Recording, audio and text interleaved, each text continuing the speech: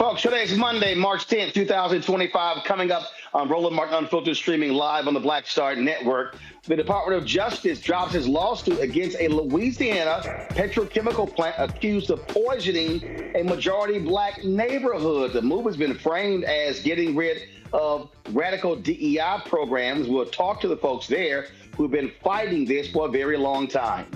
Well, guess what? Maryland's Attorney General is leading the charge in suing the Trump administration over what he describes as the illegal mass firing of federal probationary employees. We'll break down the details. Plus, Black Lives Matter Plaza in Washington, D.C. is being torn apart after Republicans threaten to withhold funding from the D.C. budget. Also, during the House Oversight Committee hearing on sanctuary city policies, Congresswoman Jasmine Crockett took on the mayors of Boston, Chicago, Denver, and New York City on immigration. We'll show you that. And Congresswoman Ayanna Pressley got into it with Chair James Comer in the same hearing, and he literally tried to have her removed from the hearing. These Republicans have lost their minds. And Donald Trump wrecking the economy. Now won't even commit to saying there won't be a recession. We told you these people were crazy. It's time to bring the funk. I'm Roland Martin Unfiltered on the Black Star Network. Let's go. He's got it. Whatever the miss, he's on it. Whatever it is, he's got the scoop, the fact, the find. And when it breaks, he's right on time and it's rolling. Best believe he's knowing.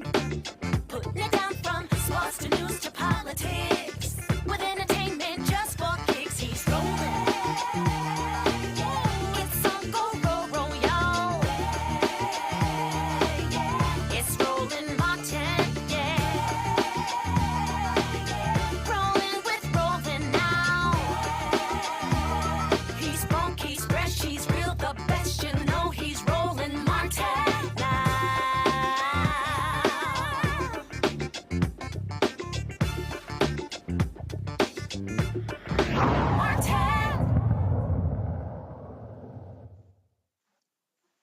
Well, folks, we've been covering this issue about Cancer Alley in the state of Louisiana, and residents there have been trying to fight petrochemical companies for a very long time, and they thought they finally were getting some justice when the Department of Justice under President Biden, Vice President Kamala Harris, made a decision that they were going to sue petrochemical company. Well, guess what?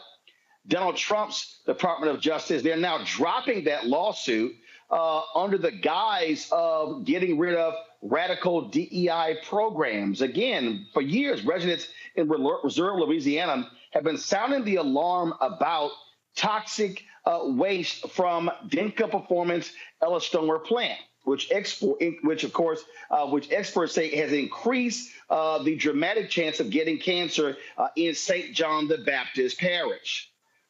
Yo, that's real. And significant cases of cancer impacting African Americans. As I said, the Biden DOJ in 2023 moved forward, but now Trump, they're trying to protect the chemical company. That's what you see that's going on. So, folks, with environmental justice efforts being rolled back, 170 staffers have been removed from their roles. Many are asking what the hell happens to those black communities. We told you Donald Trump doesn't give a damn about black people. Joining us now, Tish and Robert Taylor from the Concerned Citizens of St. John Parish. Tish and Robert, glad to have you on Roland Martin Unfiltered. It had to have been shocking and stunning to you to have to deal with this news of the Trump DOJ tossing out this lawsuit and, frankly, saying the hell with the residents. It was devastating. It is. I mean, the effects of that we haven't realized yet the terrible effects of that move. So how did y'all find out? Did they even notify y'all, or did you find out through the media? We found out through the media. Reporters just started calling, asking if we knew. It's unbelievable. Well, kind of believable. And, you know, what has been happening, this goes beyond just your case. I mean, look, they're dropping cases in the Consumer Financial Protection Bureau. They're dropping EPA cases and others. And so these folks now in D.C., these Republicans, these MAGA Republicans, they are simply protecting big business They don't care about the working class. That's basically been the whole attitude since our fight. When we started this in 2016, it became clear to us that the government was interested in protecting these industries in these particular communities, especially. So have you been talking to the other residents? And so what do y'all have planned? Any sort of response? Go ahead, Tish. Go ahead. Well, we've been talking to a lot of reporters, but we know that we can't stop advocating. We deserve clean air, water, and soil. And this lawsuit had nothing to do with DEI. This lawsuit was about Dinka violating our rights to clean air, violating the Clean Air Act, and actually we were being designated as in imminent and substantial endangerment of to our public health. So there was already a designation. Dinka was not following the rules. This lawsuit was about Dinka and the air that they're supposed to be taking care of us with. I'm sorry. Yeah. It's just unreal. Yeah. And obviously, you're not getting any help from the MAGA state government led by Jeff Landry. No, Jeff Landry actually went to the Dinka facility. He passed by Fifth Ward Elementary, where over 400 children are exposed to, exposed to chloroprene, and sat with 200 plus employees of Dinka. I guarantee you less than 20% of them actually live in our parish, and said that he was there to protect those jobs so they don't go to China. Dinka is a Japanese facility, so there's no reason for the jobs to go to China. But unfortunately, we don't get the jobs at these facilities, but we do suffer the consequences of their emissions, which are deadly. So he says protect the jobs, but not protect the people who are their health is being impacted by these chemicals. Yes. That's been the undeniable attitude of the government, local, state, and national, since our entrance into this fight as an organization in 2016. That's what we have been up against, the denial of the harm that the petrochemical industry is putting on the local people. Until President Biden. He sent Michael Regan out here, the administrator of EPA. He walked the streets with concerned citizens of St. John, stood on the school ground of Fifth Ward Elementary, and he vowed to make sure that those children didn't have to breathe poison every day while playing on the playground. And they did that. They signed the Han Rule. My dad was there to speak about it. It was a wonderfully emotional time for us. We thought we really made headway. And this lawsuit would have really just brought it in on home for us. We would have made sure that Dinka, at least, was not poisoning us, that they would have to actually lower their emissions to 0.2 micrograms per cubic meter of air. And they have not. It's right now 14 times that. Wow, 14 times. Well, Tish and Robert, I hate that they are doing this here, but certainly will try to keep us abreast of what happens next, any plans to protest or anything along those lines. And it's unfortunate that the residents there can't get any assistance from the state or the federal government. Not at all. And we welcome you to come. Come on down. Let's give you a tour of Cancer Alley. Let let the community, let your people actually see how we live in a community where we're supposed to be thriving from economic development and jobs. We're not. It's a farce. And we'd love to just give you a tour and let you see how we live. We're wonderful people and we deserve to live a clean, healthy life. But we're dying every day from emissions. Indeed. Tish and Robert, we still appreciate it. Thanks a lot. Thank you, Roland. Going to bring in my panel now, Dr. Amakongo Dibinga, Senior Professorial Lecturer, School of International Service, at American University, author of Lies About Black People, How to Combat Racist Stereotypes and Why It Matters, joining us from D.C.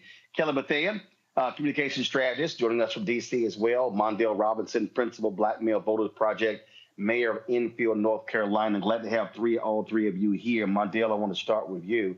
It's just beyond shameful that what these residents are having to endure.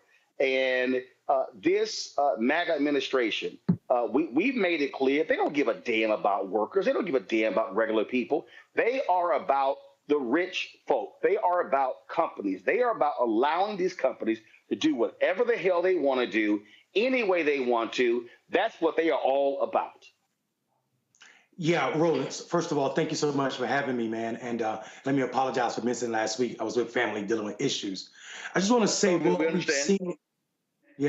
we've seen in the last under 2 months from this Trump administration is that they're dead set on making Black Americans living in 2025 America remember and also live, because they're stripping away basic protections and liberties. So we're going back to the segregated 50s. That's what it seems like. Black people, DEI now means that Black people don't even deserve fresh air and clean water. DEI now means anything that benefits Black people will put us on a level playing field. Actually, having clean air and water don't even put us on a level playing field, but it's too much to ask for. And when you see Landry drive past a school where 400 of his young citizens are, and most of them probably Black, are learning, but still going to likely suffer cancer because of these chemicals that he thinks come from China, this Chinese company, which is a Chinese company. He don't need that knowledge. All he needs to know, and he needs the world to understand, is I stand with anything other than these Black people who are suffering. And that's what Trump's administration has been about. So when I see these Black Republicans silent on Donald Trump, silent on these type of actions and these motives, then I blame them damn near more than I do Trump and Elon, because these are people that know the long history of our suffering. We are the creators of environmental justice. It happened one county over from where I'm mayor in Warren County, North Carolina. A Black woman started that fight. And yet we still suffer more than anybody from not just this cancer alley, but damn near all of them in this country. And it's absolutely disgusting that you see the richest men in the world doing this to poor people just trying to live. All of those minions, Kelly, all those minions, they were just celebrating at the White House. They were just all excited. And them MAGA Negroes are nowhere to be found. They ain't saying nothing. They ain't talking about nothing. And so you don't hear any of them. They were sitting here waving Jamal Bryant's face at the White House while Donald Trump literally is letting Black people die. He is literally killing Black people by them ending this lawsuit. Well, I don't expect people who support Trump, Black, white, purple, to be to be against policies such as these, right? I feel like silence is complicity. And if you're not saying anything, then you must be for it, especially when you are aware, especially when you are in those rooms. Quite literally, we saw them in the White House. If you're not saying anything about this issue and you know about this issue and you're in a position to say something about this issue and you're still not saying anything about it, then you're complicit and you're okay with people who look like you dying. I also want to just push back just a little bit on Mondale's point about what DEI means. DEI will always mean diversity, equity, and inclusion.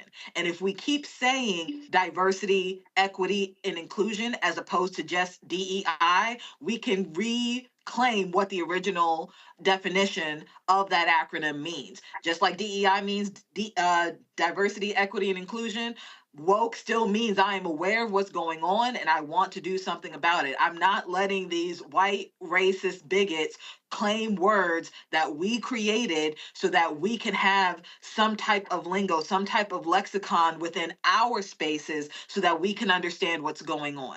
I'm not having it. DEI is always going to be diversity, equity, and inclusion. What they want it to mean is irrelevant. What it does mean will always be relevant. And as far as I'm concerned, it doesn't even matter what they try to define. They will always be what is defined as a racist.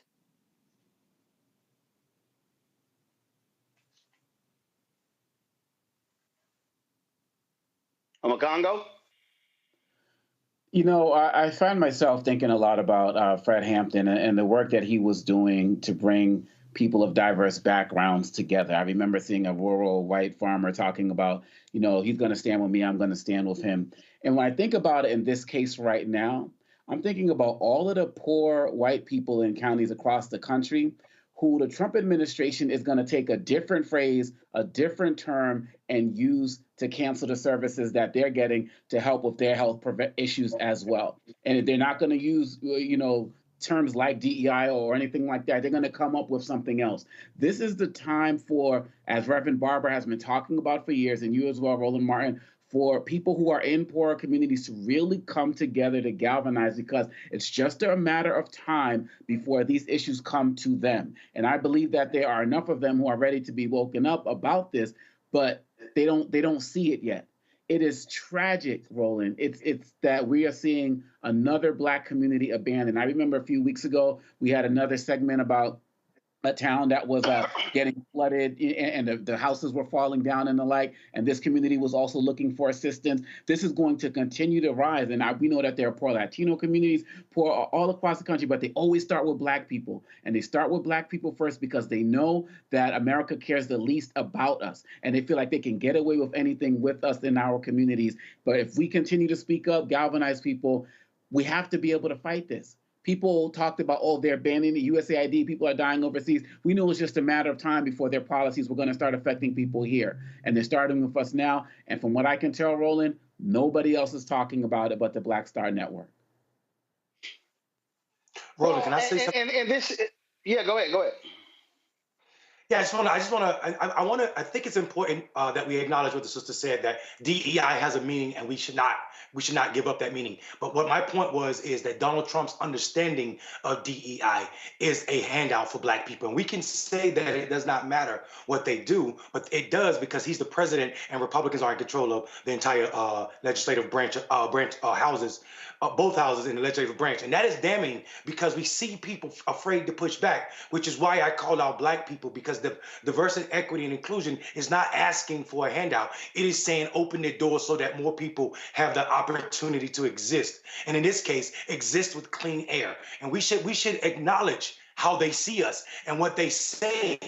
Black people breathing clean air to them is something that should not be existing. And they gripped it on the DEI. We should say that. We should say that often so that people understand that this is how far the right is. We should say that they believe that enforcing environmental justice is a liberal tool.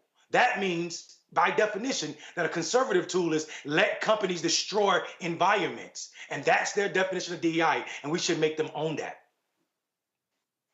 Oh, absolutely. I think we should make them own that. And again, this is where the challenge should always be. And this is where Democrats should be pushing them.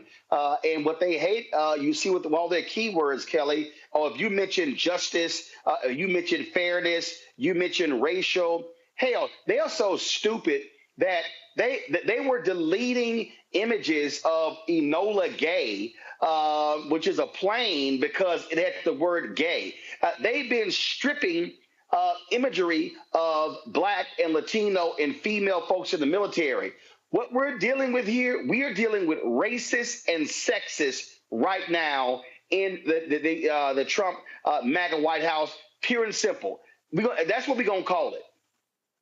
Absolutely. And to Mondale's point, I understand what you're saying, sir, and I agree. But what I'm saying is when you personally say to them DEI means this, while true, we can't say that, because we need to be the truth bearers here. We need to say they think DEI means this. They think woke means that, but we can't use these terms in the way that they use them, because then we are complicit in the falsehood. That's all I'm saying. DEI doesn't mean any of what they think it means. We always have to course correct, because they are never going to be on course when it comes to anything that Black people need, Black people value, Black people say.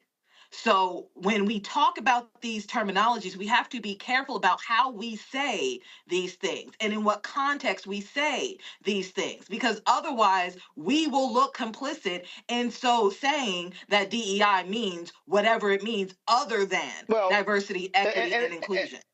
And I get it, but the bottom line is that's all a smoke screen, Congo. It's all bullshit. Any of this case has nothing to do with DEI. It is attack on blackness. It is about saying if you are a company that this administration is not going to hold you accountable, they do not care about citizens, and they damn sure do not care about black people in Louisiana. Period, bottom line. And that's the part that we need to call out, that all of the code words is just code words. I saw a story about how they took $400 million away from Columbia University because of their challenges. They didn't do enough to challenge anti-Semitism. That's a lie. They're good at throwing out trigger words, whether it's CRT, whether it's woke, whether it's anti-Semitism, whether it's what DEI. They throw it out because they know that that's going to get people to take the bait. And the more we speak up about this, the more people are going to realize that it was all BS, that it was all nonsense. Look, I work in the space of diversity, equity, and inclusion. I see clearly the policies that are being targeted specifically for the work that I do in schools and government groups and corporations. This is not that. This is straight up racism, and they're using a code and trigger word to hide it. Just like when people want to say that, when people say urban, they mean black, they just throw in more and more code words because they know that that bait is going to trigger people. And the more we call it out and call people out, similar to what Mondale's saying, similar to what Kelly's saying as well, that's how we're going to show the real reclaiming of it, by calling it the real racism and letting people understand that they're identifying with racism when they're identifying with these policies, and make them own that too.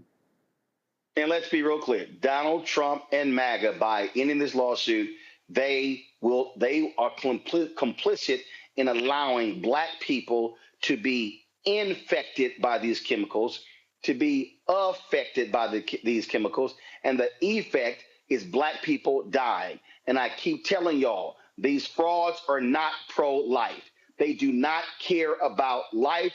They do not care about working class people. They do not care about regular, ordinary people. Who do they care about?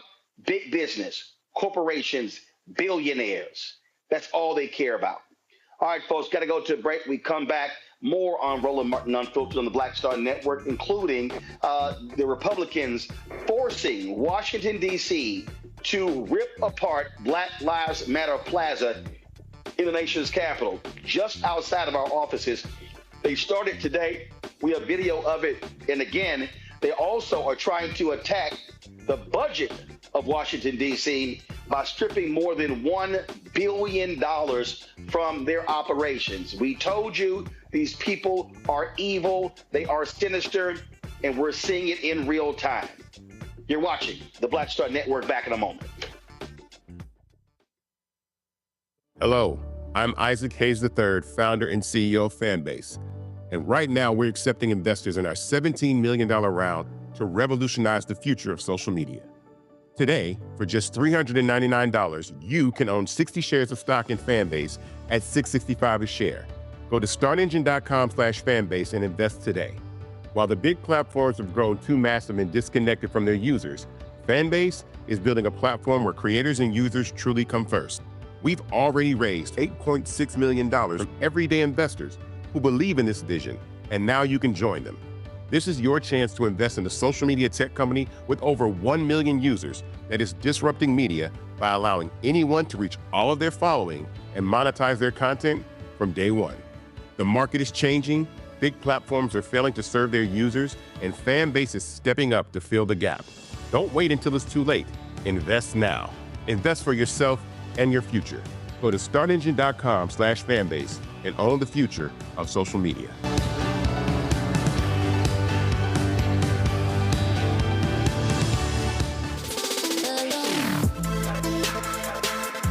Hey y'all, welcome to The Other Side of Change, only on the Black Star Network and hosted by myself, Bria Baker, and my good sis, Jamira Burley. We are just two millennial women tackling everything at the intersection of politics, gender, and pop culture. And we don't just settle for commentary. This is about solution-driven dialogue to get us to the world as it could be and not just as it is. Watch us on the Black Star Network, so tune in to The Other Side of Change.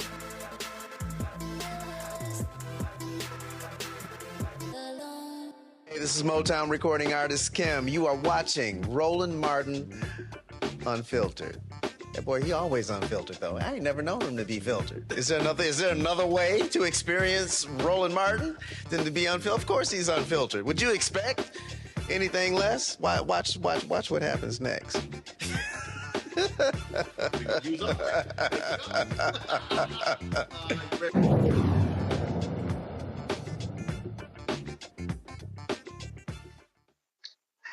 Thousands of federal workers are gone just like that. No warning, no notice. They are simply out of a job. And in Maryland, where nearly 10% of households rely on federal wages, that is a huge problem. The Attorney General there, Anthony Brown, former congressman, is leading the charge. He's now suing the Trump administration for what he calls illegal mass firing of federal probationary employees. The lawsuit, backed by 19 other states, argues that these workers were let go without the required notice, throwing families into financial turmoil and forcing states to pick up the pieces. Governor Wes Moore also sounded the alarm, saying these firings could cost Maryland tens of millions of dollars, hurt communities, and leave thousands struggling to make ends meet. More than 800 former federal employees have already filed for unemployment in Baltimore alone, and that number is only expected to rise. Now, the MAGA Trump administration claims it's cutting waste, fraud, and abuse by downsizing government, but that's an actual lie. They're not finding lots of waste, fraud, and abuse. Critics say this is nothing more than a massive political purge, one that disproportionately impacts Black workers, who make up 1 out of every 5 federal employees. The lawsuit is pushing a federal judge to step in to stop the firings, reinstate those who have been let go. What we need to understand that's going on here, Omakongo, is that this is all about Republicans trying to create massive chaos. They literally said it. They like this, except when it hurts their workers. What we're now seeing is, and guys, get the clip ready, we're now seeing how it's impacting our economy. There are estimates saying that we are moving towards a recession. Maria Bartiromo literally asked Donald Trump about that. Now, remember, this is the same guy who before, when the stock market, guys, get the clip. When the stock market was doing well, Omakongo, Trump said, oh, it was because of him. But now the stock market is doing awful, and he's saying, oh, it's because of Biden. Now he's saying, you know what? Let's stop looking short term. We should be thinking about the next 100 years. And so then Trump's national economic advisors said, oh, no, there's not going to be a recession. Well, then Trump, in the interview with Maria Bartiromo, I'm going to play for you the clip in a bit, then he wouldn't commit to the recession. Here's what we know. The last 3 Republican presidents put the economy into recession. They were bailed out by Democratic presidents. Numbers don't lie. President George H.W. Bush, President George W. Bush, and Donald Trump, 3 Republicans, put the American economy, drove it into a recession. President Barack Obama, President Bill Clinton, President Barack Obama, and President Biden all pull America out of a recession. And it's idiotic for these people who voted, who actually said, oh, yeah, we think that Trump is going to be better on the economy than Vice President Kamala Harris. Well, it didn't take them long to wreck what was the only economy that recovered the best of all industrialized nations in the world than under Biden Harris. But these idiots are already destroying it. And remember, Elon Musk said, we must all accept some early pain. Well, yeah, that's easy when you got billions of dollars.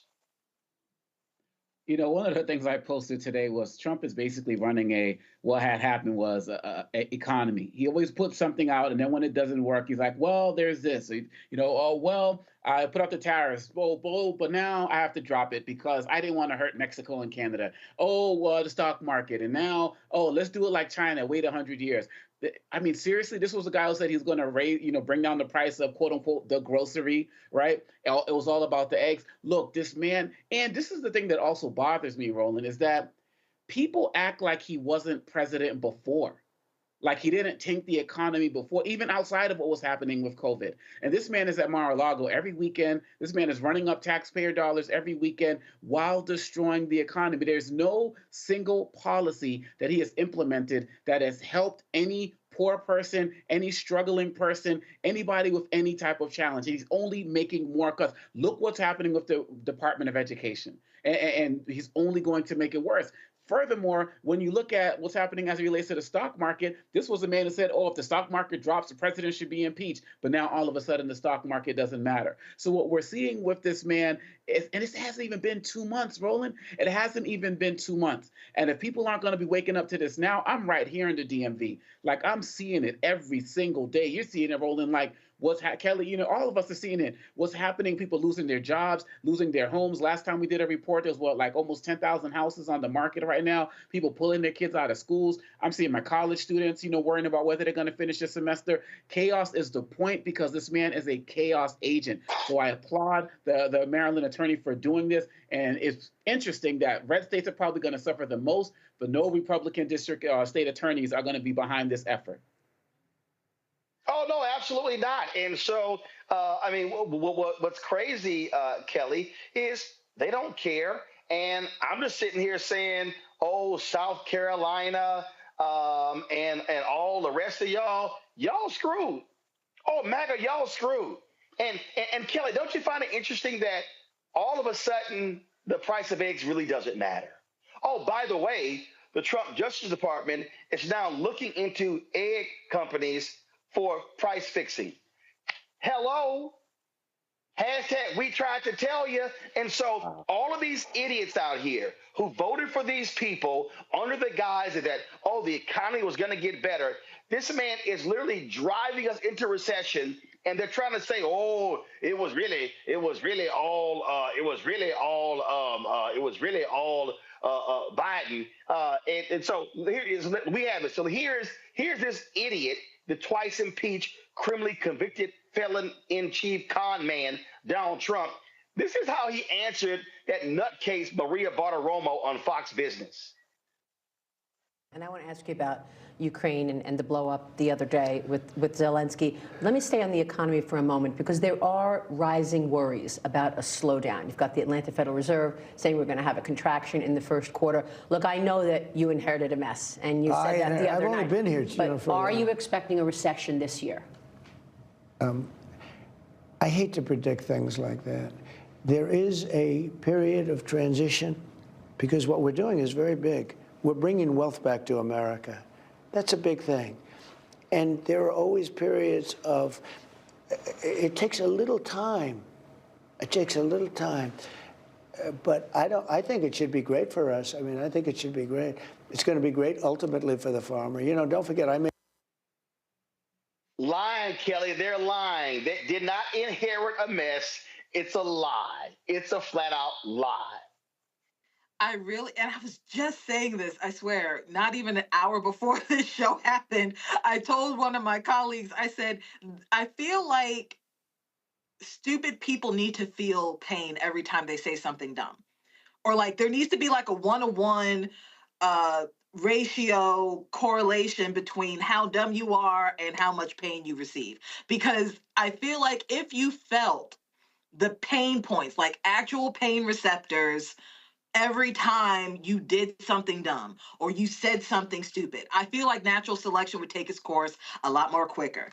That aside, we know this game, right? We know that this man is a liar. We know this man is a cheat. He is literally the descendant of grifters and criminals. He doesn't know much else. He's only been mentored by grifters and criminals and con men. This is all he knows how to do. So it doesn't surprise me that he's lying. It doesn't surprise me in any of these things, like the headline says, we tried to tell you. We really, really did. And it is frustrating that everybody has to find out just because a couple people fucked around. I think I said that the last time I was on your show, but it is so unfortunate that people like myself and my panelists and you, Roland, have to experience yet another recession because people were frankly afraid of a Black woman running this country. Oh, absolutely. And you're going to love this one here. So, Mondale, check this out. So, Stephen Moore, okay, who wrote a book called Trumponomics, and he's been rah, rah, rah Donald Trump. Listen to this fool. But we have seen a little bit of market upset. What is your perspective on the way forward? Well, you used the word complicated, and that's exactly what it has been over the last week, Katie, where one day the tariffs are going to go up, and then there's going to be a delay in the tariffs, and then there's going to be a tariff on another country, and it's been up and down and up and down. And by the way, the stock market went up and down with these things. I think that the president's emphasis on tariffs right now is misguided. I think we have a very wobbly economy. We saw a not very good jobs report on Friday. The consumer confidence numbers are sinking, and other indicators are not positive. The economy needs a pick-me-up, and tariffs are not a pick-me-up. What is the Trump tax cut. Congress has to get this passed as soon as possible by Memorial Day. That will provide the stimulus the economy needs. Yeah, because if they don't get the cut, it's going to be a tax hike for everybody who got it in the first place. One of the biggest. Listen to these idiots. First and foremost, okay, gonna have tariffs, not gonna have tariffs, gonna have tariffs, not gonna have tariffs, only because when he sees drop, the stock market dropped today 1,000 points. NASDAQ lost 4%, the biggest drop since 2022. And we've long said that the stock market is not the only economic indicator. But the bottom line is this here. It's a yo-yo effect because you've got these yo-yos who are in charge. They're just cutting stuff willy-nilly. And so we're seeing the effects of it. And so Kelly talked about pain. It's about to be a whole bunch of red state white folk who are going to be in pain, screaming left and right because of these cuts. And then we as black people, we should all say, we tried to tell you. Yeah, but listen, you know, the nature of black people is we try to tell you people. We'll say it, but we still gonna reach our hand back and try to help people out. That's what we've been doing for this country since we got here. I'm petty. I am a we tried to tell you dumbasses. I'm gonna throw some cuss words in there. And so I'm petty like that, but go ahead. Yeah, I mean, we'll be petty, but we still gonna get somebody a couch if they need it. You know what I'm saying? If you look at the poor black community. Yeah, we do. I think that's what make black people. I mean, and I'm not saying that our resilience. Hey, I'm gonna tell you right now, ain't nobody MAGA getting in my couch. Proverbial couch, Roland. Proverbial couch. You ain't got the house. But I'm not the house of America. No. Let me be real clear. Ain't nobody MAGA getting in my proverbial, my hypothetical, or my literal couch. Listen. Y'all, Roland, stop it. Yes, he is. Roland cares about democracy, and he understands even when fools vote against their own I don't give a damn about MAGA. Damn it, Roland. I don't give a damn You're not about gonna MAGA. win. You're not gonna win. It's not gonna happen. Give it up. I don't give a damn about MAGA. I'm telling you now. Let me get on Elon Musk because Roland is petty. Listen, Elon Musk has promised these crazy ass people. He's going to cut $2 trillion from the American budget. I want to know how you plan on doing that. And if you think firing the federal workers is going to get you there, you're an idiot who don't understand anything. Because only $400 billion, and that's if you fire all federal workers and all their benefits and all those people who are retired, you still are way short. I can tell you how we can do it. We cannot do what Stephen Moore just said we need to do. We cannot give another Trump tax cut that added $4.6 trillion to our deficit. We cannot do that and think it's going to work. We've already seen the ideal of trickle-down economy has never, and that is not an exaggeration of that word, it's never worked for the majority people. The people who benefit from that situation when you give them tax cuts and breaks and think they're going to invest it back in the economy, those people are already wealthy. There are people like Elon Musk who gets $8 million a day from the federal government. And we're not investigating that. We're investigating monies around Social Security, the most vulnerable people who work their entire life and living off an average of $64 a day is what we're investigating. Not the fact that contractors like Elon Musk and the Defense Department can't even pass a damn audit. People like Elon Musk seeing the most private and sacred secrets of this country without a security clearance. jeopardizing, and we don't know who he's meeting with in other countries because he won't report that. But people beneath him are saying he's having these meetings. So while Elon Musk continue to data mine, because that's what he's doing with the federal government, data mine for his own riches, we are making poor Americans even poorer. And white people and black Republicans are going along with it. And now they can't even sleep on rolling couch. Oh, no, they can't. I'm telling y'all right now, okay. If I see a MAGA person struggling to lift a suitcase on the plane, I ain't getting up. I'm gonna tell you right now, okay. I don't give a damn about MAGA. MAGA can go to hell as far as I'm concerned. And see, I am so sick and tired, Kelly, of these people saying, well, no, we need to be talking. I ain't got shit to say to them. I'm not talking to them. I'm not dealing with them. I ain't looking at them. I'm just going to sit here and say, you fools chose to wreck the country. Y'all chose to wreck the economy. Y'all want to blame everything on DEI. Well, guess what, Elon? Was it DEI the reason your shitty rockets blew up, causing 240 flights to be delayed over Florida and the rest of the country? Is it, hey, Elon, is it DEI when the hackers shut down Twitter today, causing a massive outage? And now this fool is sitting here trying to blame Ukraine when it wasn't Ukraine. It was Dark Storm. They took credit for it. Hey, Elon, can you blame DEI for your Tesla stock being down 50% since election day? No, because it's your punk ass. So I'm telling you right now, Kelly, I don't give two shits about MAGA. And you shouldn't. You shouldn't. I am not the one to. I'm not going to be like Mondale and be the bigger person here. I'm already a big person. I can't be any bigger. That's just not going to happen. I'm not being the bigger person. I'm down 20 pounds since January 7th. Fuck. Well, amen. I'm gonna get on your level one day when I feel like it. Amen. But to your point. To your point, I would push back on what you said a little bit in that they chose, what they chose. I think they chose themselves, right? They thought that they would be immune to this. They thought that, Trump's going to do that to other people and I'm going to be okay because I voted for him. Oh, Trump's going to deport that Hispanic person, that immigrant, because I am a different immigrant and I'm going to vote for Trump so that he can protect me. He don't know you. He don't know any of us, except the people who line his pockets, like Elon Musk and these other billionaires that are, now secretaries of whatever, right? So on that note, they still can't have my couch. I'm still not going to, help them out, because at the end of the day, we try to tell you, we gave you fact after anecdote, after parable, after real Bible verses. Let's be clear about that. Everything. We threw the kitchen sink at y'all, and we had evidence from the previous administration that he held. We had evidence of his bad leadership from the last time he was president, and y'all wanted more because you're like, this time it's going to be different.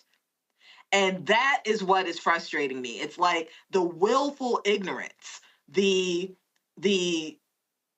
selective remembering of what went down. It's like people really still to this day believe that Donald Trump is a better president because they got a check during COVID. Right? It's these small things that end up in a vote that we didn't get because they decided that Trump was better for whatever reason. Congo, I'm telling you right now, ain't no God. First of all, the only red hats I allow in my house is if you're a Delta. I don't even let Kappas come in my house. But if you think for a second, somebody with a Make America Great Again hat and now they trying to change the colors to black and white and black and gold. Man, y'all change that shit to pink and green. Oh no. It can be blue and gold. Y'all can try every D9 color y'all want to.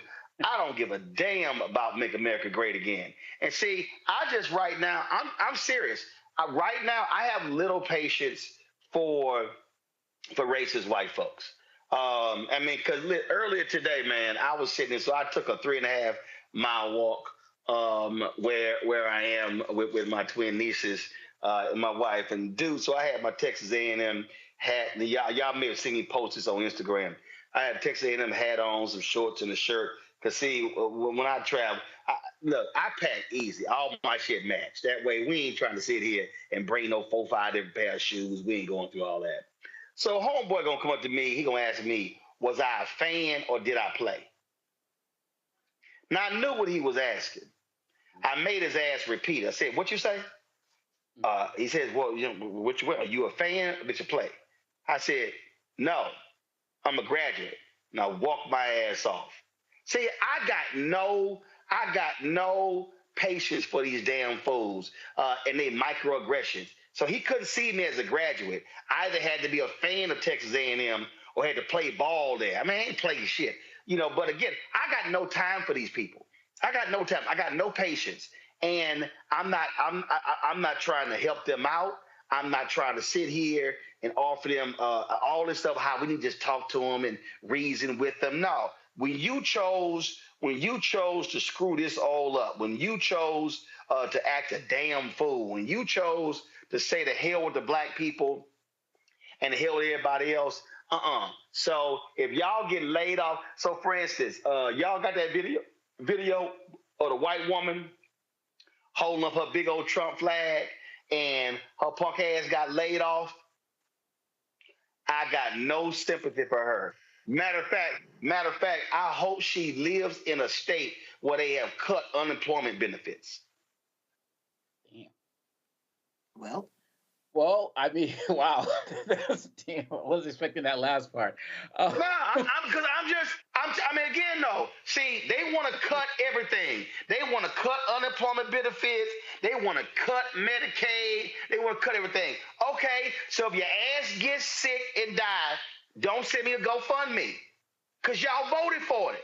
See, that's what I'm saying. They want to see it. All these MAGA people, these veterans, oh my God, I voted for Trump 3 times. I had 3 tours of duty. You didn't pay attention when that fool was there last time? You ignored all that bullshit he said about grabbing women by the vagina? You ignored all that. You ignored January 6th. I don't feel for you getting fired. I don't feel for you because you did it to your damn self. Go ahead, Congo. No, I feel you. And, a lot of these MAGA folks, the reason why I don't trust them is for all of the things you laid out. But even all of those guys who are like, yeah, I voted for him 3 times in a row, I got fired, I didn't expect this, and so on and so forth. If he cuts them any type of check or gives them any type of benefit, or one of his senators or governors are able to get some type of exemption, they're going to be right back on the bandwagon. And so until they get out there and do some real action, some real change, they should not be trusted. And many of them are looking for that. What was Elon Musk in that meeting allegedly, said, if people have a problem, they can call me up and we can talk about exemptions and the like. Everybody ain't got their number. Everyone got Elon or Trump's number. And so these guys who are out there, MAGA, losing their job, losing their school, about to lose a lot of the resources that they're getting in schools as well. I'll come back to the Department of Education. They are the ones that need to step up in their own communities, because people were talking about when Kamala was running, we need to reach out to Republicans, we need to embrace all of them. And everybody kept talking about trying to embrace people that did not want to embrace us and still have no desire to embrace us in any way, shape, or form. And so they got to do the work in their spot if they really mad, because I don't trust them. And no one has a reason to trust them, because as soon as Trump throws out some other type of code word or something else, they're going to be right back in line with him. Listen. I've been trying not to cuss. So let me just give, before I go to Monday, just give y'all a warning. Just go ahead and turn your audio down for about 10 seconds. Okay. So just turn your audio down. I've been trying not to cuss, but these people really getting on my damn nerves. They really getting on my nerves with this book, with this nonsense. So I'm gonna do a countdown. 5, 4, 3, 2, 1. Turn your audio down. There's a line from Harlem Nights that I love the most, Mondale, when Red Fox says, "Man, fuck y'all." That's how I feel about all of these Trump voters who getting fired and losing their jobs. I don't care. I'm tired of these people. These people chose this. They chose the violence. They chose the hatred. They chose to overlook. They chose the racism. They chose all of that. And I don't have any sympathy for them. I hope they go broke. I hope they lose everything. I hope they go bankrupt. I hope they get evicted because they chose this. There was an option. They said, to Kelly's point, nah. We don't want the black woman. We don't want the woman who was the vice president along with the president who saved the economy. No, let's go back to the fool who tanked the economy. Let's go back to him. So let's choose that fool who tried to overthrow the government. Let's do that. So yes, I don't have any sympathy for any of these MAGA people, these farmers who are now losing billions of dollars from USAID, the soybean crops. I don't feel sorry for any of them. What did I say, Mondale? And I meant it. Every time they cry, I'm just gonna go play Scarface's No Tears. No tears. Listen, I'm from a long history of understanding white people. White people have, for the longest time, been willing to sell out themselves just to ensure that black people don't get parity, right? My mother is of the generation where they closed down public schools because they had to integrate them. So rather than send their kids to school, they just shut them all down. So there was no school. These people are used to this. White people, and after the Bacon Rebellion did the same thing. Because their idea of whiteness was created, because they could still get married, because they were from places where Christian grandfathers allowed them citizenship into this country, they were willing to let black people go into slavery for hundreds of years because they still were going to be poor. They still weren't going to have shit. But they were okay with it because they still were going to be white. So keeping with the Harlem Night movie, Roland, just like you said, Red Fox said, just like they said about Red Fox, your blind ass can't see shit. And it's because whiteness makes them blind. Absolutely. Absolutely. All right. Got to go to a break. We come back, y'all. Breaking news update on that young brother who was killed while pledging Omega Psi Phi Fraternity Incorporated. They are looking, trying to find another suspect. And guess what? His punk ass on the run. Oh, now you on the run. We're going to give y'all the details when we come back. Be sure to support the work that we do. Join our Bring the Funk fan club. Y'all, ain't nobody else doing what we do every single day, 5 days a week. Not only with my show, the other shows on the Black Star Network. Y'all, we making this thing real. We making it pop. We letting y'all know what's going down all across this country.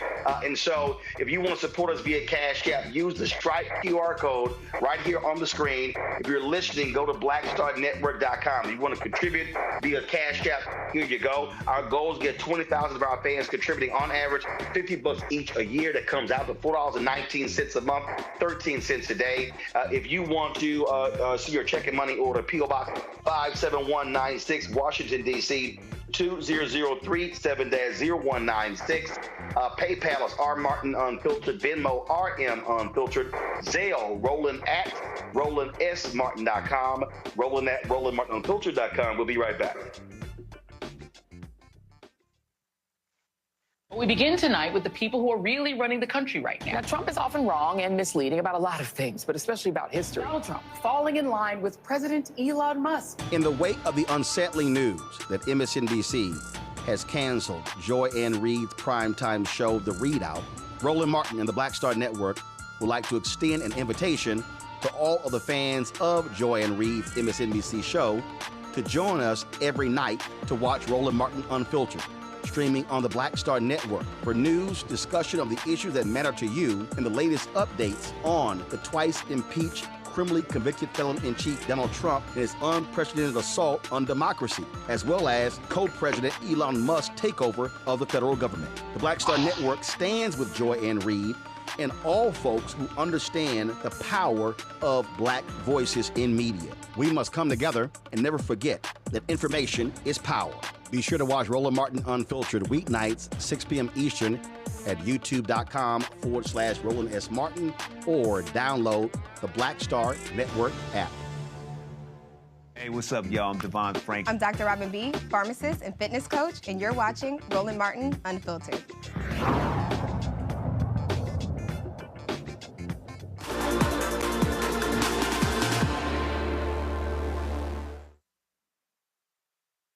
Hey, folks, according to WAFB TV in Baton Rouge, Louisiana, the cops have arrested another individual in the death of Southern University student Caleb Wilson. This person was taken into custody this afternoon, but another individual is actually on the run. The story says Baton Rouge police said Kyle Thurman was picked up with the help of U.S. Marshals around 3:34 p.m. from a home in Port Allen. Sources said Thurman was supposed to turn himself in over the weekend, and when he missed the deadline, the law enforcement went looking for him. A third suspect, Isaiah Smith, is still wanted. Our sources said Smith is the son of Todd Smith, who leased the warehouse where the hazing occurred. Smith told WAFB last week that his son is a member of Omega Psi Phi, the same fraternity as the other two men who've been arrested, which Caleb Wilson was also pledging. Smith said his son is also still an active student at Southern University. Of course, on Friday, the Baton Rouge police said that several individuals are facing misdemeanor hazing charges. And of course, they say that Caleb Wilson and the other individuals who were pledging were punched multiple times in the chest by these various individuals. Caleb McCrae was arrested, turned himself in, was arrested last week. Not only did the police say he collapsed and then felt unresponsive, they never called 911, and then they changed his clothes before dropping him off at the hospital. And, you know, let me be as clear as I possibly can here, Makongo. And this has nothing to do with me being a life member of Alpha Phi Alpha Fraternity Incorporated. I can remember my first convention. I crossed April 27, 1989. My first Alpha convention was that summer in San Antonio, where I stood up and vigorously called out hazing on the floor. So I have, for the last 36 years of my life, condemned hazing in all forms, whether it's a fraternity, whether it's a sorority, whether it's the band, cheerleader. Look, they tried, when I was a freshman at Jack Hayes High School, the band took on the same characteristics of TSU's Ocean of Soul, and they tried to haze. But they had a rule that if you were first chair, you couldn't get hazed, and I was first chair, and they were mad as hell they couldn't haze me, and I thought it was stupid as hell then as well. And I know we talk about the importance of the criminal justice system and not having brothers locked up, but let me be real clear. If these individuals are found guilty, if they plead guilty or found guilty, throw their asses under the jail. I don't give a damn about them. And let me be real clear, I don't give a damn if they were alphas or kappas or iotas or sigmas. This is a 20-year-old black man who's now dead. He was returned to his parents. My understanding, his dad is Omega, but this kid was a legacy. He is returning home in a body bag. And in fact, he will never even be called a brother because he didn't finish the pledge process. And so I am sick of these people who think it's cute and okay to punch, to run people until they collapse, to essentially waterboard them, to make them drink water where you got water poisoning. We've heard all sorts of crazy, ridiculous things. And all of these people All these people, yeah, you ain't no real brother. You paper, you skated, you didn't pledge like I pledged. You are stupid. You are an idiot. You are asinine. You are killing our black fraternities and our sororities with your dumbass stuff. You're killing the bands. You're killing these other groups. And so this is where we must have a zero tolerance attitude. And I do not feel sorry for any one of these members of Omega Psi Phi. If they have to go to prison because they killed this kid, go to prison. Well, the fact of the matter is, anybody who knows you knows that you are absolutely consistent on this and wouldn't care if it wasn't Alpha or anybody else, and that's just clear. And when it comes to black people in the criminal justice system, we're very clear. When people are doing things in our community that deserve proper justice, we are all for it. And this is one of those cases. With everything we've been talking about, how we opened up the show, Cancer Alley, what we talked about with Trump and what's going on with the budget cuts and what they're doing to destroy black communities, we're going to take it upon ourselves to destroy ourselves and kill another one. And these are all promising brothers with possible careers, made it to the college level, really about to possibly do some incredible things with their life, and they take one of our own lives. This is absolutely ridiculous. And there's no way in any way, shape, or form if they're found guilty that there should be any type of leniency whatsoever. There has to be consequences. And again, you don't have to be a college professor seeing college students every day to feel this. If you got kids in your life in any way, shape, or form, you feel this. Cousins, nieces, nephews, grandkids, whatever, you feel this. These young men, and I don't know if the father who rented out the house is going to face any charges as well, but they snuffed out the life of one of our promising figures in this country. And so if anybody thinks that black people don't want justice when a black person kills another black person, They are sadly mistaken, especially in this case. And see, what's so stupid, Kelly, is this silly shit, underground pledging. And see, there's so much of the peer pressure tied to it. I've had people say, because I played 4 weeks, 2 days, 16 hours, 38 minutes, and 39 seconds. That's it. Oh, I pledged 9 weeks, 12 weeks, 16 weeks. Y'all was stupid as hell. It took y'all that damn long.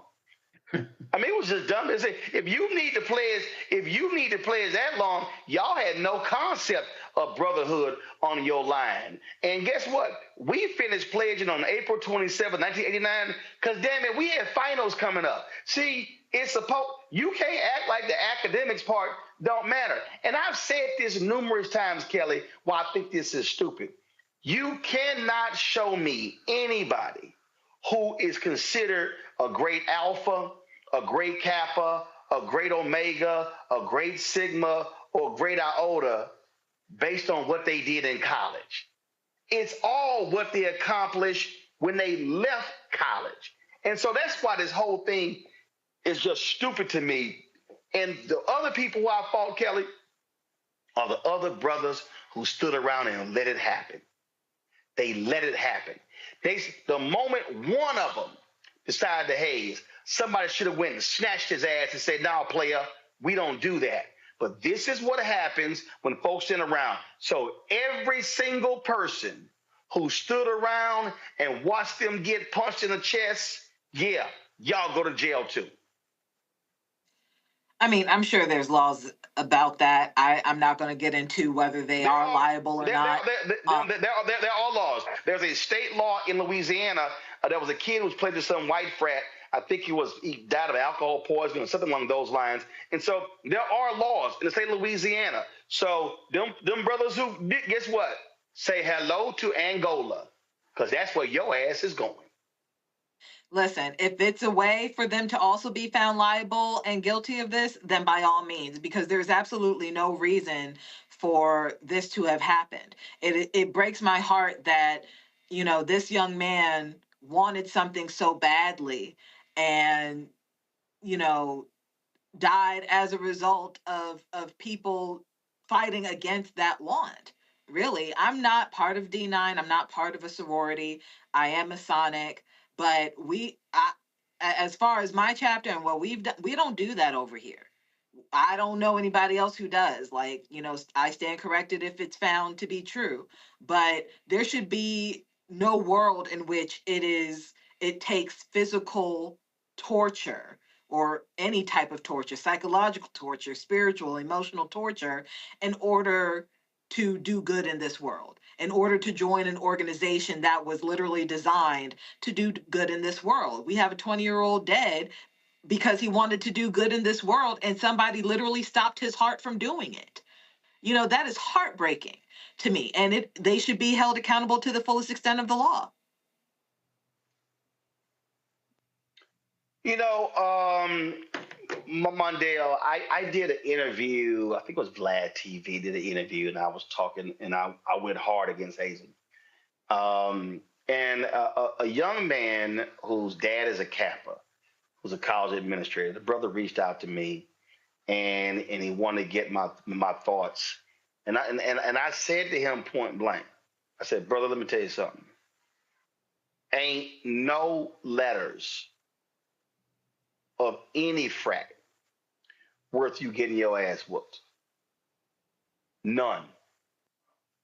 None. None. And I said, let me be real clear.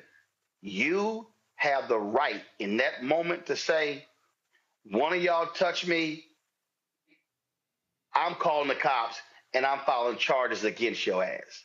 I need every young brother, I need every parent, grandparent listening to the sound of my voice.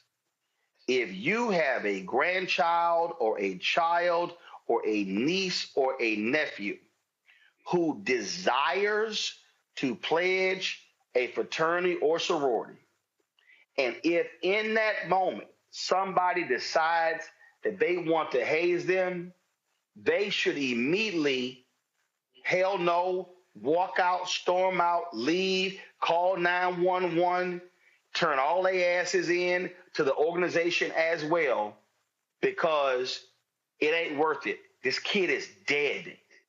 He's DEAD. He's not coming back. He's 20 years old. When his dad went to where he lived, he had his Southern University band uniform laid out to perform in the Mardi Gras parade, and he never got to perform in. His mother and father, Mondale, are never going to see him walk across that stage. Do you know how it must feel to be a black mama and daddy whose child grows up in New Orleans, knowing the death, the homicide rate of young black men, and he survives 18 years in New Orleans, and he goes on to an HBCU, and now mama and daddy are having to bury him because of some bullshit hazing? I'm sorry. This is beyond despicable. Yeah, I think. Listen, this perversion that you're going to build brotherhood by breaking people down, by punching people, by any of these crazy tactics that are participated or that are put on people during the hazing process.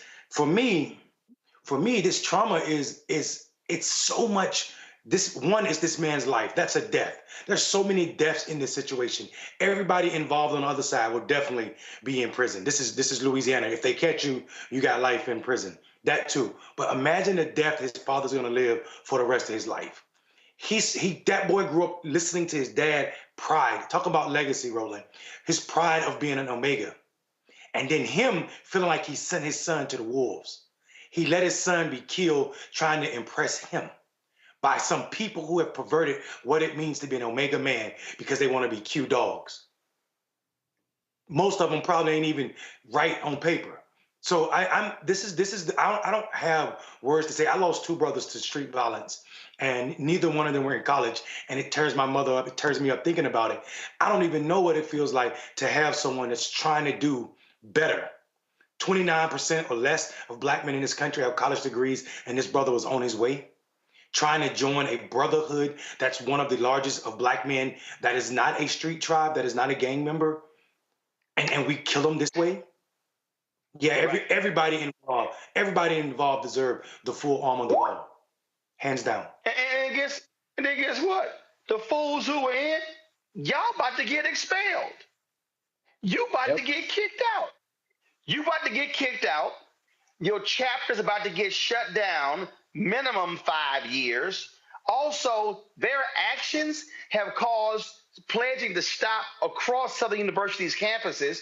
So imagine you've been doing it the right way, and now you can't even finish the process because of what these folks are alleged to have done. But what we know was not alleged is a 20-year-old kid who is dead. So I don't want to, there are no excuses. There are no excuses. I don't want to hear, well, you know, a little hazing is good. No, that's not how you take a young man and then turn him into a man. That's not how you introduce him brotherhood. And so it's this stupid ass stuff. Because it may have happened. This may have been right a year before or a year after I pledged. Same thing. Incident. Morehouse College. Young brother was pledging Alpha. Got punched in the chest. Had a heart ailment. Did not know. Collapsed. He died. He died. And so we've seen too many examples of black men dying for pledging a fraternity. And so I'm going to say it again right now to every brother of Alpha, Kappa, Omega, Sigma, and Iota, and every AKA, and every Delta, and every Zeta, every Sigma, Gamma, Rho. You can stop it. You can say it ain't happening. You can say if cats from graduates or people from other campuses want to come and bring that nonsense, no. You ain't doing that here. You ain't doing it here. You could try that crap somewhere else. This is where you got to have members of conscience who also have the guts to tell their brother or their sister, you are not going to do that. You're not going to harm them. You're not going to harm the chapter. You're not going to harm the fraternity or sorority. You're not going to harm the pledgee. You're not going to harm yourself. No, that's how you stop it. That's how you end it. And there's no way in the world I got 4 nephews. One of them pledged Omega, and the other 3 really should pledge Alpha. Now, they really should, even though one of them is still the son of an Omega. But, you know, Solomon, you know what I'm talking about. But let me tell you something. My brother's son, Christopher, if Christopher decided to pledge Alpha, I'm telling y'all right now, Roe is going to meet with the chapter before he go online. Roe is going to tell the whole chapter if a finger is laid on Christopher, I'm coming back and having all y'all arrested. Then I'm going to sue you and your mama and your daddy. Try me. And they can sit here and they can say, oh, they can talk shit about him all they want to, talk about how his uncle. I'm telling you right now. I'm telling you right now. And if you are a legacy, that's exactly what you should do. You should go to that chapter and say, let me be real clear. Anybody touch my son or my nephew, you're going to be dealing with me. We got to end this crap. That boy is dead. His parents are mourning and grieving over some stupid shit. Speaking of stupid, we come back. We're going to talk about Black Lives Matter Plaza, nation's capital, being torn apart because Republicans demanded this of the mayor of D.C., and they also want to cut $1 billion from D.C.'s budget. We have the video of what it looks like, and these little punks like Charlie Kirk, they're so happy and excited, but it's a damn shame that D.C. is being ordered to do this. We'll talk about that next, right here. Roland Martin Unfiltered on the Black Star Network.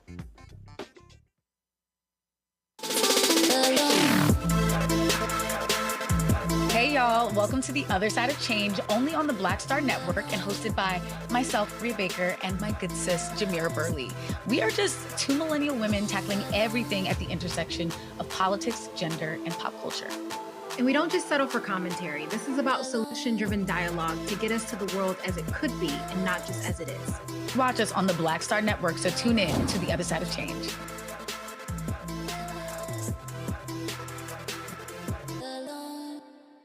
Now that Roland Martin is willing to give me the blueprint, hey, Cyrus, I need to go to Tyler Perry and get another blueprint because I need some green money. The only way I can do what I'm doing, I need to make some money. So you'll see me working with Roland. Matter of fact, it's the Roland Martin and Cheryl Underwood show. Well, should it be the Cheryl Underwood show and the Roland Martin show? Well, whatever show it's going to be good.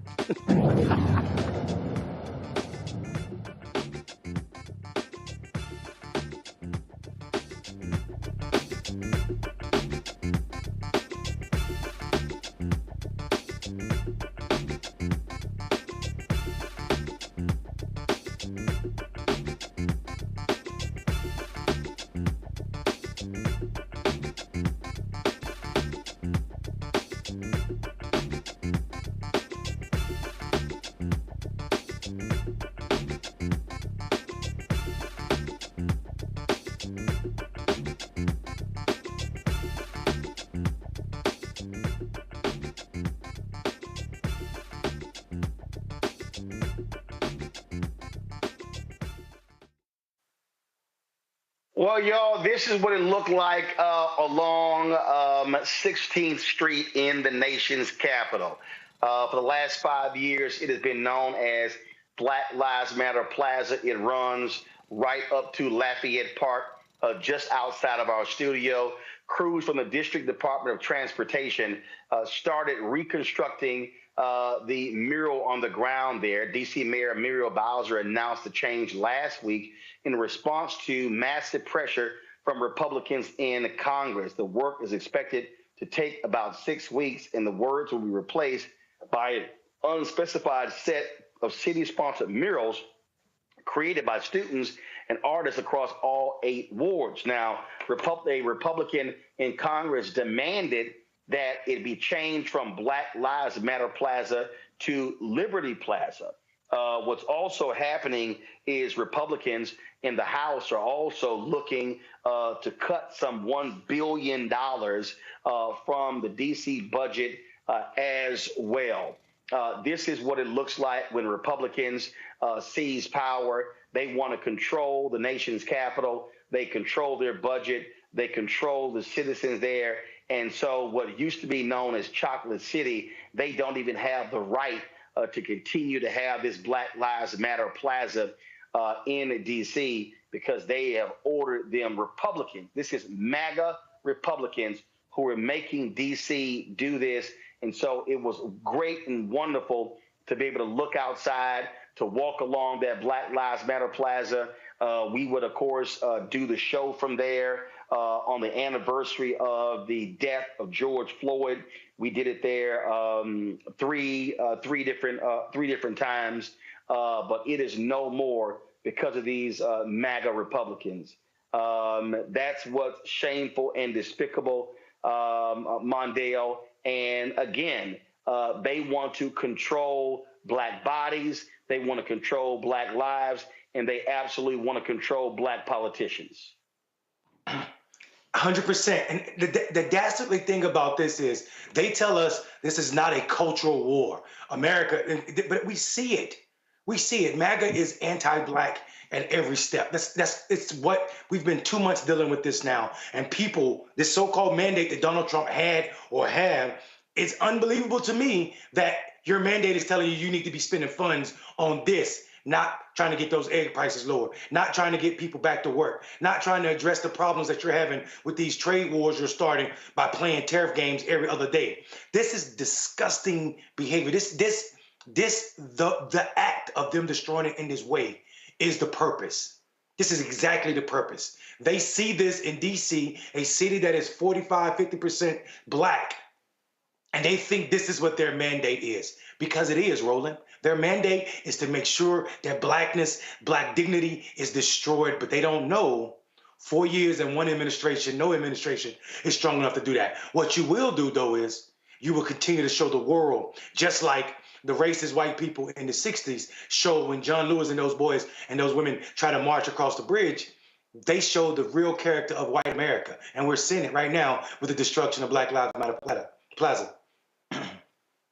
This is all about control, Amakondo. We control the purse strings.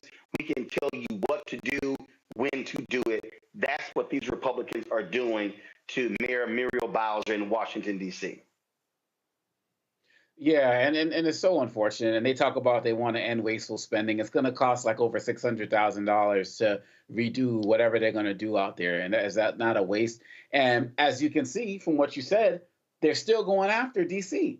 So it's not even going to make a difference. They're going to figure, they've always wanted to have their hands deeper into DC's pockets and deeper into DC's activities. So it's Black Lives Matter Plaza today. Tomorrow they're going to find something else. They're going to find some other type of mural, some other type of street something, some other type of school name, some other type of, Marion Barry, street named after him or something. And they're going to continue to do this. And so I get why Mayor Bowser decided to go along with this.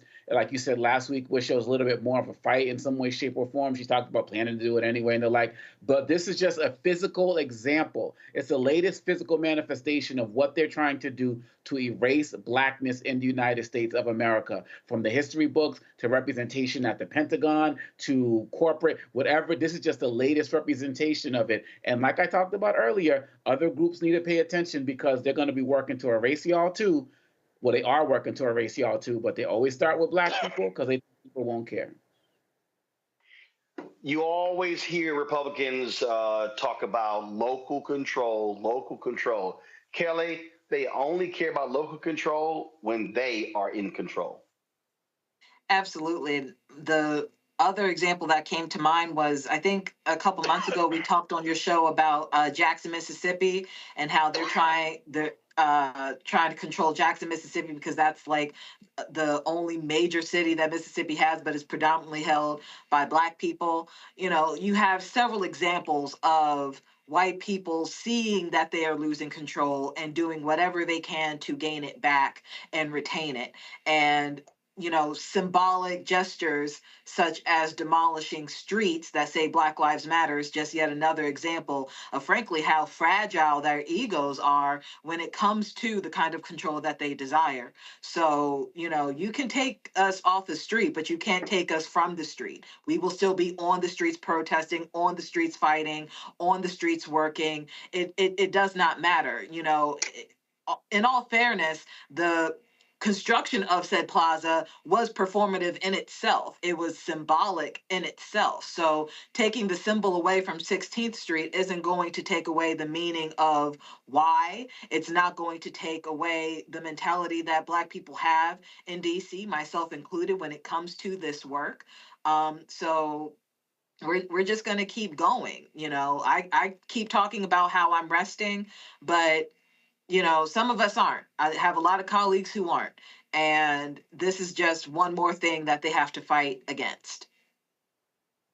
Absolutely. All right, folks.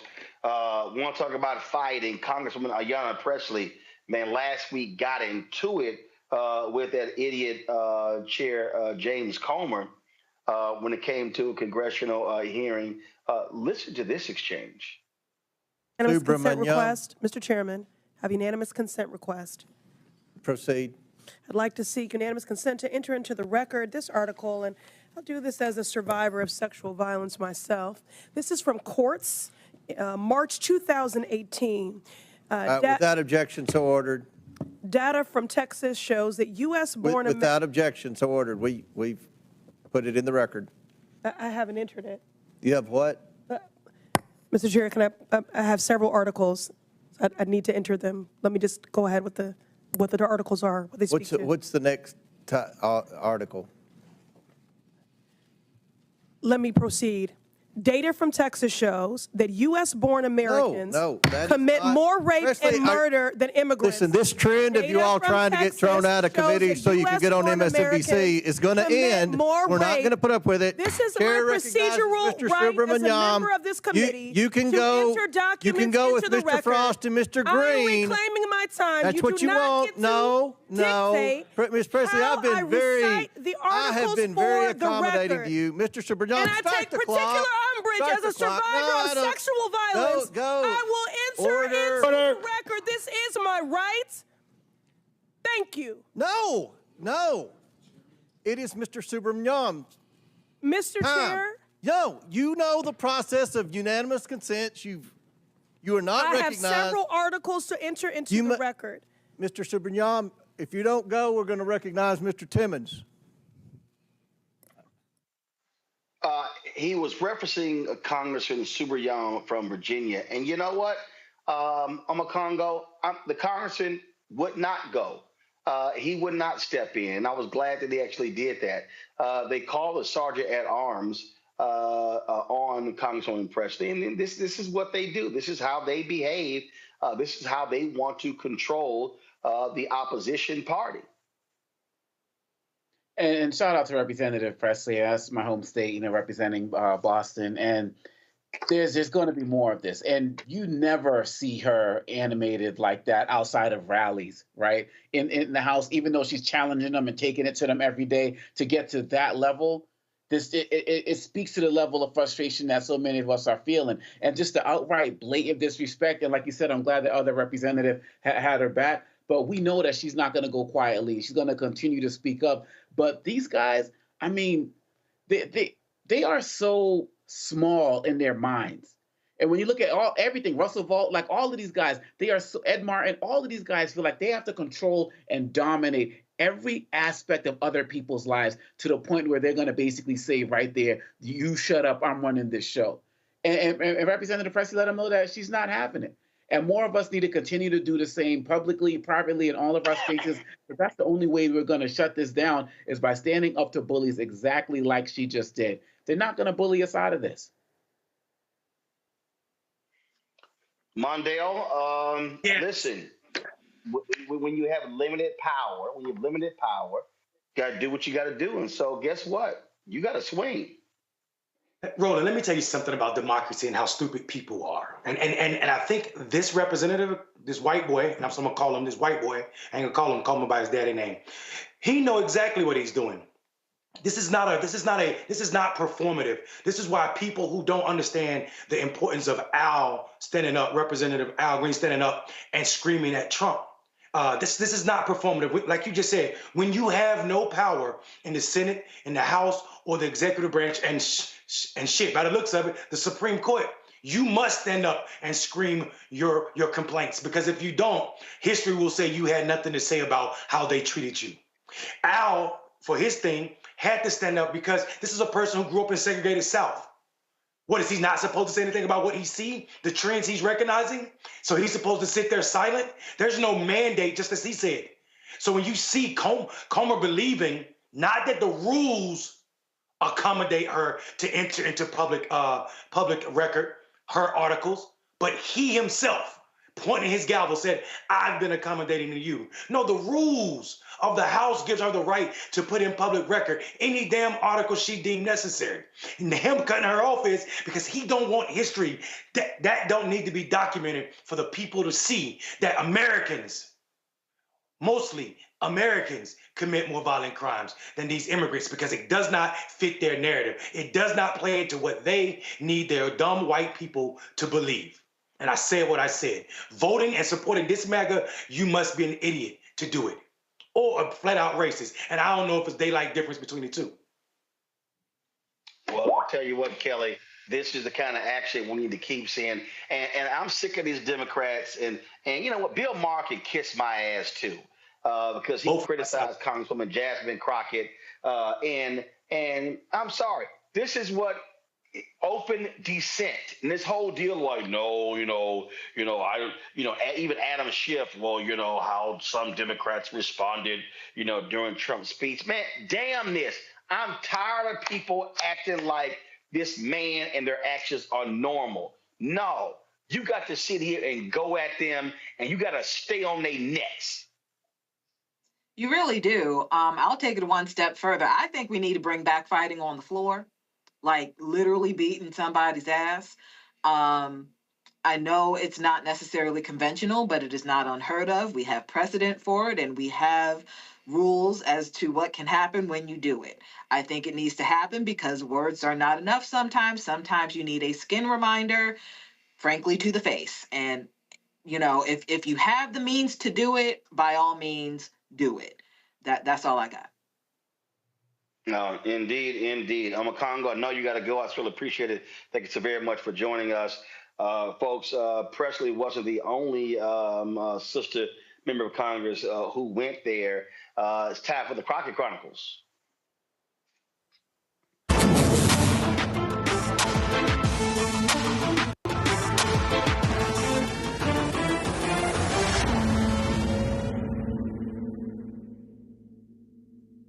So last week, Republicans had a hearing dealing with these sanctuary cities, and they brought in the mayors of Boston, Chicago, Denver, and New York City under the House Oversight Committee, where they pretty much, kissed the butt of Eric Adams, praising him left and right, even though Congresswoman Alexandria Ocasio-Cortez was all over his behind about the sweetheart deal his attorneys negotiated with the Department of Justice to drop the charges. Well, in that hearing, Congresswoman Jasmine Crockett, let's just say she had a few words for the mayors, as well as that 34 count indicted and convicted felon-in-chief Donald Trump.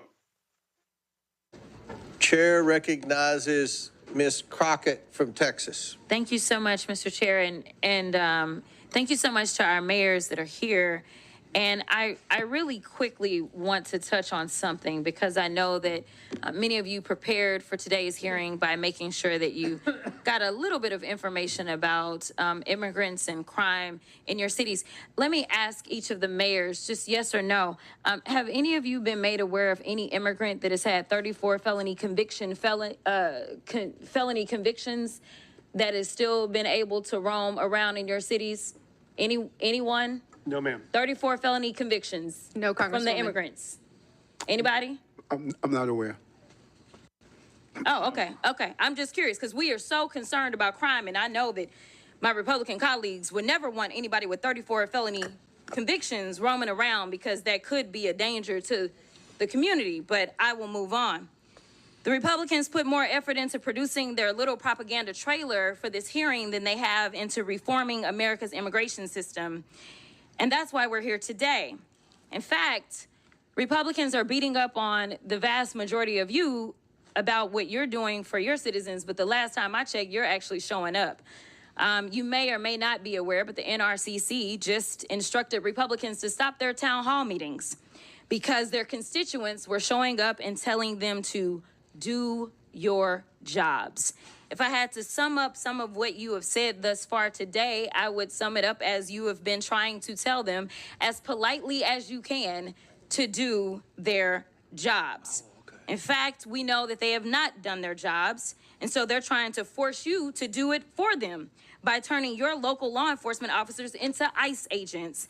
They have this fake outrage about how immigrants are stealing resources and jobs from Americans when residents of Boston, Chicago, New York City, and Denver are subsidizing public services in their districts and their states because the Republicans refuse to ensure that their constituents earn a livable wage. Look, they don't have a plan to fix immigration in America because they don't want to. Mass deportation isn't a plan. Arresting kids in schools or worshipers in church isn't a plan. But there are important points to discuss as it relates to immigration in America. So, Mr. Beer, in January, you testified before the Judiciary Subcommittee on Immigration, Integrity, Security, and Enforcement. During that hearing, we played a little game called Rhetoric or Reality. Do you remember that? I remember, yeah. Okay. Well, let's go ahead for round two, why don't we?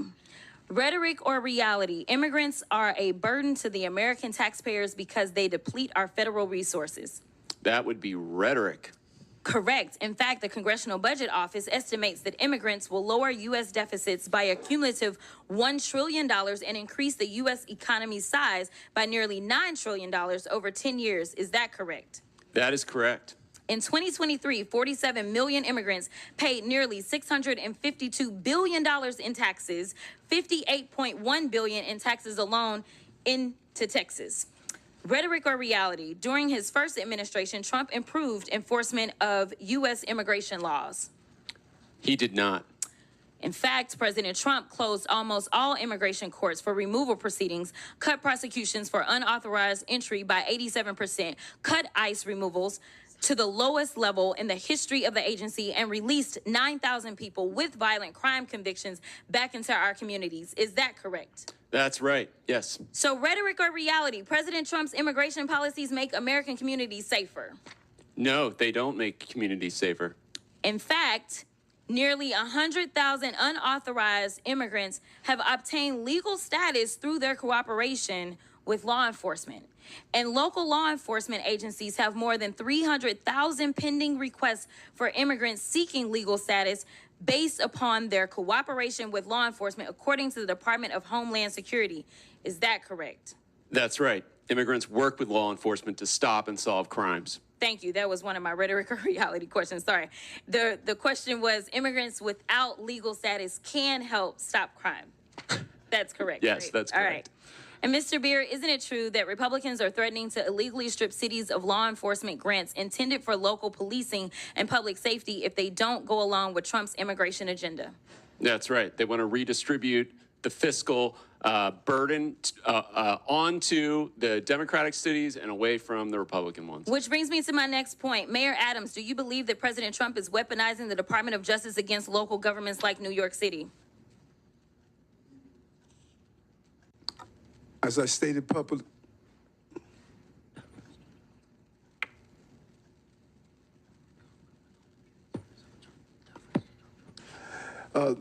thank you for the question, Congresswoman. And as I indicated previously, this case is in front of Judge Ho, and I'm going to allow the judicial process to go forward. Well, let me ask it a different way. There was a quote from Mr. Well, he had to get advice. So can I just get a... What's that? He was getting advice. So can I get a little bit of time? I didn't interrupt while he was getting advice. Because they were advising him. Go ahead. Okay, this is the last one. There was a quote from Mr. Homan, I believe, where he said he will be in your office and up your butt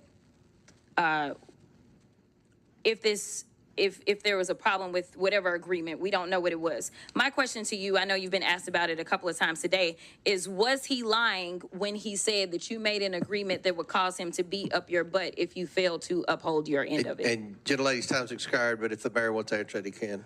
Congresswoman, I answered that question, and it appears as though we're asking the same questions over and over and over again. My comments are not going to change. No quid pro quo, no agreement. I did nothing wrong. Now, of course, Congresswoman Jasmine Crockett is one of the most effective members of Congress, building up a significant following all across the country. And she was also one of the folks who protested the lying speech of Donald Trump with the joint session of Congress. Well, that didn't sit too well with whiny-ass Bill Maher.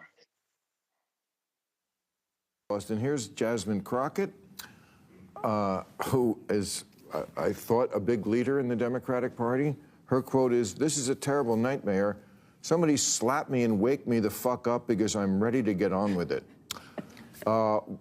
On with what would be my first question. And also, this is the way this is like how a podcaster talks or some shit. Fuck it, man. Can you imagine, I don't know, Obama saying, "Oh, man, dude, this shit is whack, and fuck it, slap me, I'm fucking over it." No, I mean, come on, man. Also, there are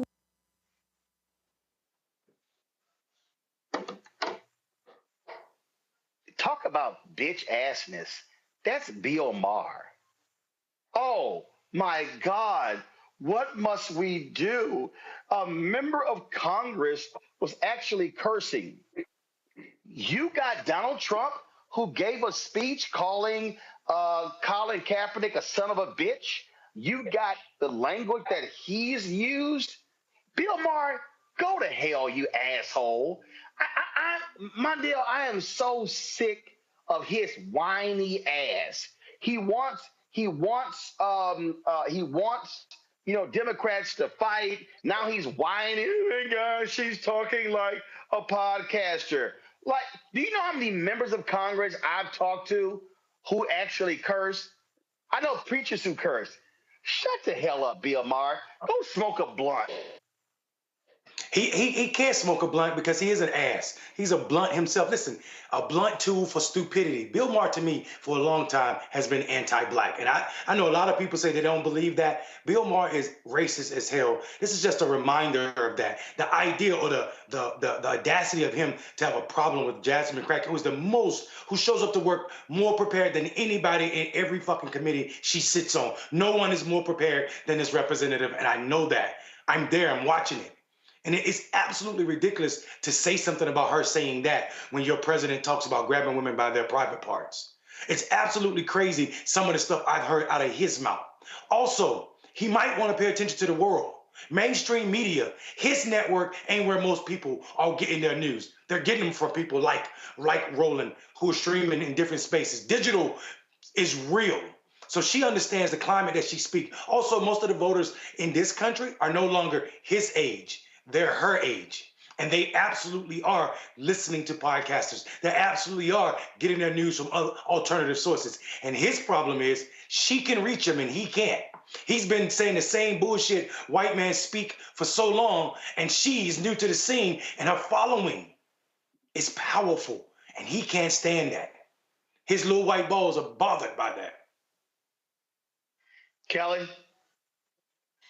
I mean, I echo the sentiments of Mondale. I personally, maybe I'm too young to remember, but I don't recall why Bill Maher is relevant at all, why he was ever relevant at all. So let's start there as far as, how much credence I give his words. But also you have to take into consideration that we've also been complaining about the messaging from the Democratic Party, excuse me, essentially being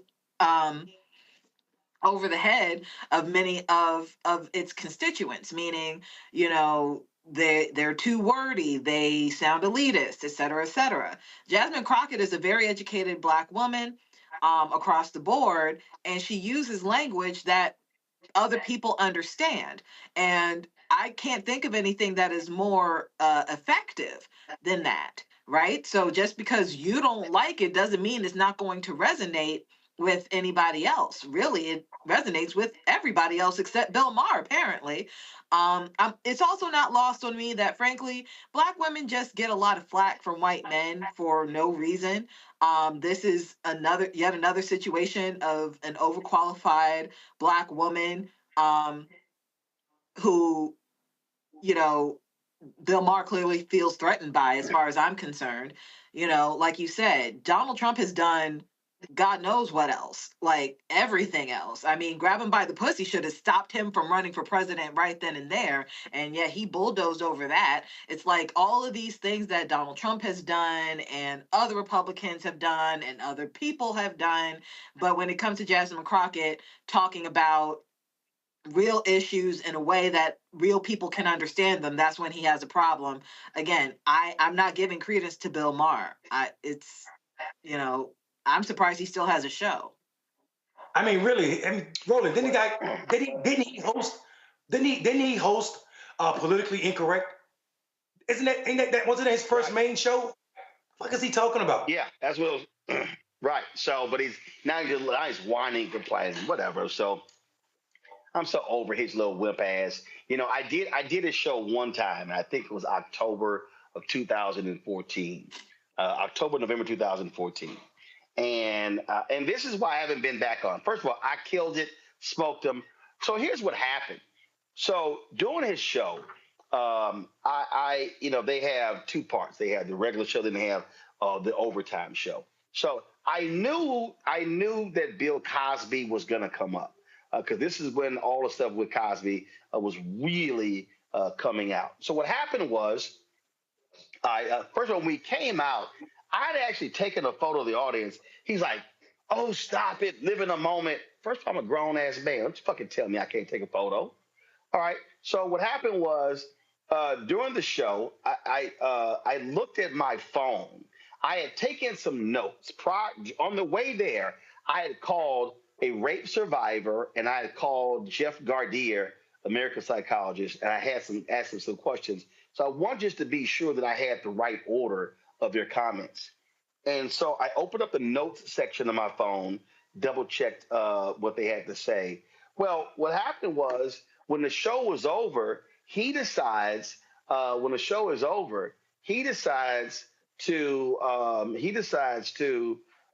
tells someone that I was surfing the internet during the show.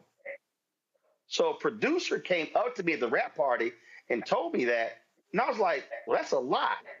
You know me, I didn't give a damn. I walked up to his sorry ass, and I actually said, my understanding that you said this. I said, no, and showed him the note. Now, mind you, he's sitting there with blue cards with notes and stuff on it. So you can check notes and I can't. Haven't been booked since. So that's how much of a punk ass Bill Maher is. Okay? He assumed something, and I actually showed him what the truth was.